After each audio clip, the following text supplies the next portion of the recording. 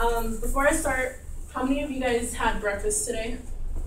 What did you guys, what's your typical breakfast? Cereal. Eggs and pancakes and orange juice. Potatoes. Yeah. Oh, Oscar. Pan tostado. Pan? PB&J. Okay, so pan tostado. Okay. Actually this is my favorite breakfast, which is pan dulce, which is in English sweet bread. Okay, so this is the most common breakfast in the Latin culture. I know most of us probably know what it is, and by understanding what pan dulce is, you will understand the Latin culture and a little bit more in depth. It's not just a bread, okay? There's different types. This is one of like many. There's different names for them as well, and I'll show you in detail. So pan dulce started in the 1700s. It started from the French when they came to Mexico specifically.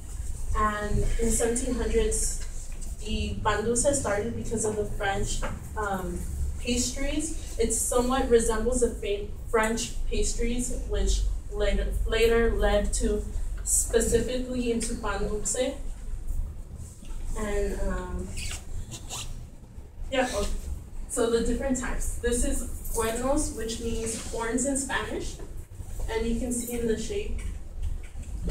And next is son puercos, which are obviously like piggies.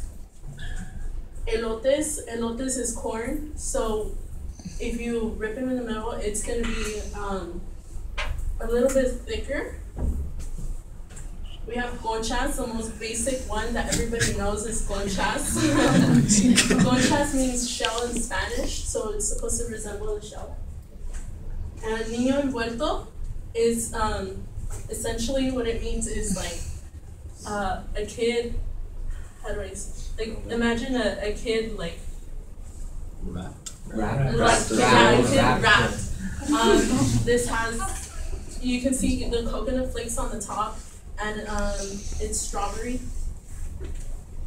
Okay, empanadas. Also, there's different types of empanadas. This one has, I believe it's like a jelly filling. They have the pudding. They have cheese filling as well. They have piña, pineapple, and amongst many other types of fillings.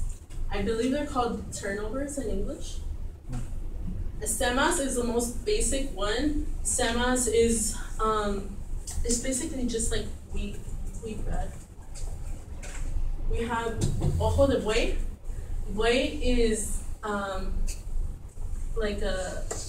buey is a neutered bull. So it's supposed to be ojo de buey.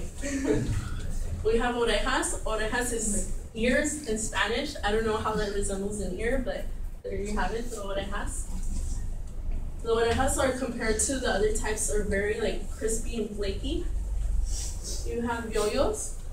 Yoyos, it's just two pieces combined in the middle. They are connected with like a jelly.